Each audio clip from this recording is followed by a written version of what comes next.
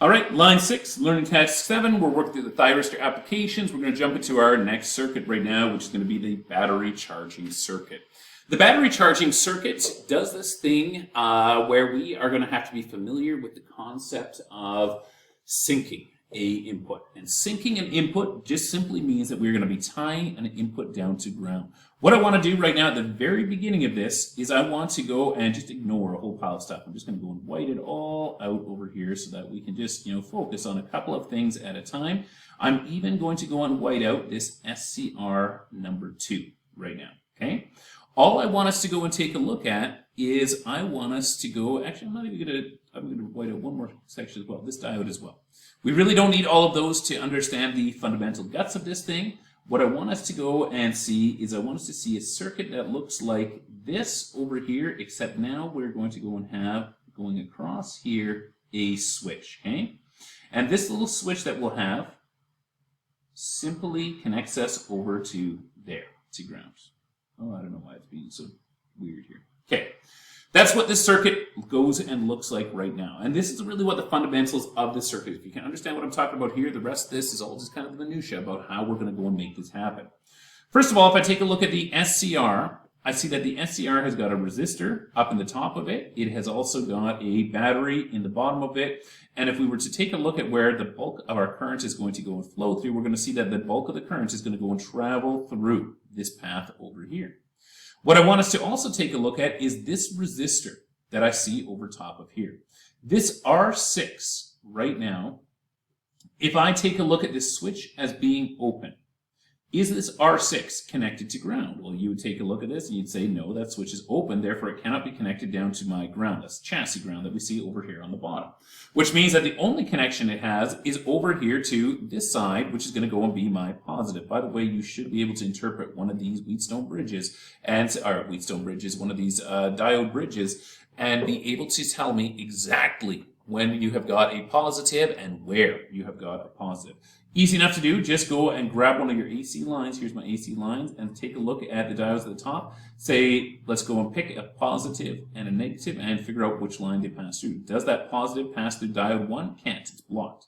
Does it pass through diode 2? Absolutely. It would be forward biased. Therefore, it passes the positive through to this line. We'll double check the bottom, the negative over here. Does the negative pass through diode 4? Can't. It's reverse bias. Does it pass to D3? It absolutely can't. So we've got our positive and our negative over here. Right now, if I have got my R1, my SCR, and my battery like this, what I'm going to get is I'm going to go and have this SCR that is going to be turned on every time that I get voltage that's going to go and rise. Because every time that I get voltage that's going to be rising, I'm going to see that I have got connection through this resistor to my positive. Which means that this point over here, the gate, is going to be a slight bit more positive than this point over here, which is going to be my cathode, which means it would be in conduction. So as long as I've got a positive voltage, as long as I've got VP over here, then I'm going to go and have conduction. That is going to go and happen. I'll actually stick it V positive because VP is VP. I'm going to go and have conduction. What happens though when we go and close that switch? Well, if we close that switch, all of a sudden, if I look at this line over here, I see that this resistor is connected across to ground. It's not a short circuit. Now I would just say that I'm going to be dropping, according to Kirchhoff's law of voltage, all voltage that is going to get dropped across a source, or across a load, is going to be equal to what I have across the source. So whatever my source value voltage is, I'm going to be dropping all of it across here. Does a switch drop voltage? No, a switch doesn't drop voltage, which means that what point is this going to be at? Well, if I've got this switch to ground, that would mean this is going to be at 0 volts. And if this is going to be at 0 volts over here, is this SCR going to be able to go and conduct? Absolutely not. Anytime that I am going to be at ground over here, it is going to go and shut off this SCR over here. So just imagine this section over here as being a switch. I know that line keeps disappearing, whatever. I'm over it. Hopefully you are too. But just imagine this line over, or this switch over here is going to be opening and closing. Anytime that the switch closes, it is going to go and tie it to ground, which is going to go and shut off this SCR. Anytime that this switch opens, it is going to go and keep this over here tied to my positive, which is going to go and mean that this SCR is going to be conducting. Now we don't have a physical switch inside of there. We have got oh my goodness, a semiconductor component inside of there. But an SCR is a switching device. It's bistable, right? We turn this thing off or we turn this thing on. It is going to go and stay on as long as we've got holding current, but we also know that we have got rectified AC, which means that we're going to hit drops over here. We're going to be at 0 volts, so this thing is always going to be commutating and turning off. Okay, that's really cool for the SCR and for explaining what happens up top over here, and we will go through a full one in a minute. Let's take a look at this section down over here. This over here is just going to go and be a bridge divider. All I'm using this section for is I am using this to go and measure my value of voltage that I'm going to go and have over top of this battery. We know that whatever we have got for voltage, let's say this battery is going to be at 12 volts, if I had 3 equal values of resistance, these equal resistances would each be dropping an equal value of voltage. So they'd each be dropping, 4 volts, 4 volts, 4 volts, all the way across them or something like that. If I change the values of resistance, we're going to just get proportional drops across there. So this is just going to be a voltage measuring method for me. Okay, we're just going to go and measure across here. The reason we're doing this is just because we can drop the bulk of our volts, really, over top of this. If we wanted to drop, 10 of our volts and then just divide up the last 2 volts, we could do that over top of these two, which means that we could get away with much smaller components inside here. The other thing that I get a lot of people that ask about is they say, well, if this is always connected across the battery, isn't that going to go and drain the battery? Absolutely, it's not going to, because we're using it just to measure our values of voltage. These values of resistance inside of here can easily be, like 400 k ohms.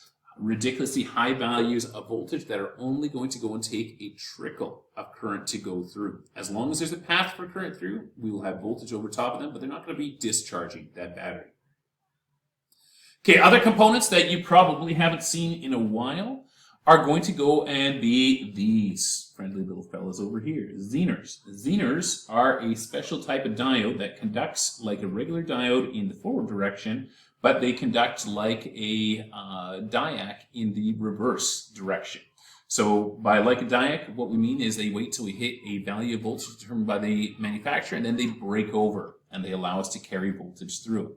We can use these inside of circuits that we would normally use a diac inside of, right? That diac is where we have got an AC. Diacs can go in both directions. The Zener only acts like a diac in one direction, the other direction just acts like a diode. So we're just going to go and place that inside here. Could this be changed out, and could we have a diac inside here? Absolutely. It does not need to be a Zener inside of here. We could have just as easily drawn in a diac. We didn't, so we'll deal with the Zener. Anytime that we do have a Zener in play, though, we do also need to go and have some place for us to go and drop any value of voltage that's going to be past that Zener value of voltage, so that we can go and maintain, once again, whatever we will have for our Zener value of voltage. They drop their share. They're like the taxman. They take the first share of the voltage, and then after that, we will then go and distribute the rest of the voltage over top of any other type of dropping components. Let's take a look at this thing now in action. The Zener is going to be our trigger. We're going to go and wait till we raise to a value of voltage. Once we get our trigger high enough, then this is going to go and switch. Once this switches, this is going to go and attach to ground, or to chassis that we have on the bottom. I should draw chassis ground instead, which is then going to go and shut off our current. So really, we are just looking at values of voltage, sending what we call feedback through here to this SCR, which acts as our switch to ground, and then that's going to go and turn everything else off. We'll explain the rest of those small components as we go and hit them. Okay, let's start with our value of voltage for this battery. The battery that we have at play over here is what we would refer to as a standard lead-acid battery. You may have covered these before in some previous stuff. What they're going to have is they're going to have a nominal voltage of 12 volts. In reality, for us to be able to go and charge them, we have to take them to a higher value of voltage over top, and then we are going to go and just force electrons back onto the plates, which is going to deal with the sulfation and the rest of the electrochemical reactions that we have inside of them. Allows us to go and recharge this. So what we'll say for now is I'm going to say that this is a 6-volt Zener. They don't give you values inside there, but let's say that this is a 6-volt Zener over here. And I'm going to say that these are equal values of resistance all the way across here, which means that I would be dropping across this section. It's going to be dropping, approximately 4 volts, 4 volts, and 4 volts. And this one here is biased near the center. Let's start out with a battery that is discharged. We're going to go and place in here a battery that has been deeply discharged down to 9 volts. Okay. Does it matter what the values of resistance are inside of here for our calculations? Not really. We just know that they're going to be a high ohmic value. They're all going to be equal. They could all be equal like 400,000 or 100,000 or something like that. But if we've got equal values, we've got 9 volts, each of these would initially be sitting at 3 volts, 3 volts, and 3 volts. And if this rheostat, our potentiometer over here, is biased midpoint, that's going to be 1.5 volts. Up from the bottom over here, so I take 3 plus another 1.5, which gets me to 4.5, which is half of 9 volts.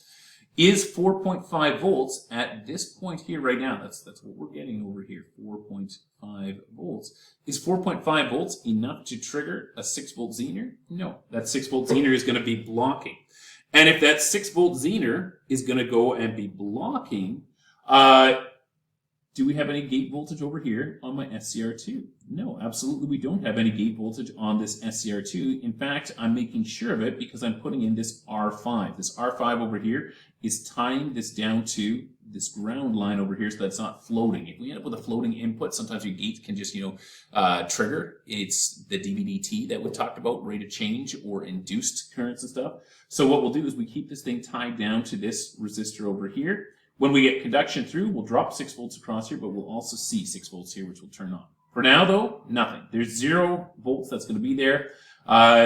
It's tied down through what we refer to as a sinking type of resistor. That's at 9 volts. So if we have got this thing right now at 9 volts, this is not turned on. That would mean that this SCR, which we said was acting as if it were a switch, is going to be an open switch, which means that this leg is not connected to ground. Which means that if this is not connected to ground, that means that my positive value of voltage over here is going to be at this gate terminal that I'm going to have over here. This diode over here is just for protection of the gate, so I don't have a reverse value of voltage tied to it, so I can't tie it to the ground over here. So because we have got this open, and we've got positive voltage over here, this one is going to be in conduction right now, which means we're going to be able to run current through it. So we can run electrons into the battery, we can pull electrons out of the depleted side of the battery, they're going to go and travel up through here and back to our source. So we have got battery charging current that is going to go and happen at this point. Remember that this is a source, so normally it is going to go and have current that is going to travel through. When it's working as a battery, it drives current through in this direction, but right now when we're charging it, it's taking it through in the opposite direction, the load when it's charging. So we have load current traveling through it. So we have this thing charging up. Well, what happens when I start to go and stick more electrons inside of here and take away electrons from the depleted side? We're going to start to see this voltage rise. So my voltage is going to go and rise to 10 volts. At 10 volts, we would have half of 10 volts. At this section, we'd have 5 volts. Is 5 volts going to be enough to trigger it? Absolutely not. It's not going to be. We're then going to go and rise up to 11 volts. Ooh, that's a 10 over there. 11 volts, same thing. 5.5, not going to be enough for this thing. We're actually going to carry it all the way up to 13 volts. I should have done half of that. We'll say that this is a 6.5 volts. We then take it up to 12 volts. Half of that is 6 volts. Still not great enough to go and overcome this 6.5. We then get it all the way up to 13 volts. And once we get it up to 13 volts, all of a sudden we are going to go and hit this point where we are at 6.5 volts. This zener is going to go into conduction. And when this zener goes into conduction, it acts as if it's a voltage controlled switch like the diac, and it puts a positive voltage through. So it drives that through, which is then going to go and give us a positive on this SCR. This positive also gets applied across this resistor over here. And that resistor was just holding our gate down to ground before. Now, if we're at 6.5 volts, we're dropping 6.5 volts over top of this. And if I look, this gate is in parallel with that resistance that I have over here. So this is going to go from being an open switch, because we've now gated it, is going to become a closed switch. And as soon as it's a closed switch, remember that it is making this connection down to ground, which means that this gate over here is now going to be tied down to ground as well. And if this gate is tied down to ground, that means that it is no longer going to go and be conducting. So we're not going to have this bulk current path that is going to go through here anymore. We're no longer going to be charging because we've reached that main charge value of voltage at this point. Will there still be a little bit of current flowing? Absolutely. All of our semiconductors are leaky little things, which means that there will always be small amounts traveling through, but our bulk amount of current is no longer going to go and be there. This stays connected in parallel, stays monitoring this value of voltage, and it's just watching and dividing up all of our voltage, and it's always comparing what it sees at the battery with what this gate is. As soon as our battery would go and drop down below value, then it would go and once again this would shut off. This over here would go tied to ground, which would open this switch over here, which would then go and cause this to go and tie high, which would then allow bulk current to travel back through and recharge that battery. So it's just monitoring and taking a look at our voltage at all times in here. Your module does reference the fact that there's going to be a trickle charge that is going to go and happen inside of here. Absolutely, there will be a small trickle amount of current, and that trickle amount of current is really just going to be what we have coming from our negative that is leaking through that SCR. Not going to be a load of current that we are going to go and have through here. One last thing that I have to talk about, purpose of R1. The purpose of R1 over here is just to go and limit the amount of current that I send into my battery. If I just directly connect this battery across my voltage supply over here, I'm going to go and drive way too much current through it, and we're going to go and rupture that battery. We get degassing, we get hydrogen, sparks and hydrogen together, explosions. It's a bad situation. So we don't want that to happen. So this over here is just going to go and control the amount of current that can go and travel through to that battery. Okay, that's it for the second one here, the battery charging circuit. We're going to go and move on to the incandescent light dimmer, which is actually going to go wicked fast because we have more or less covered this in previous lessons.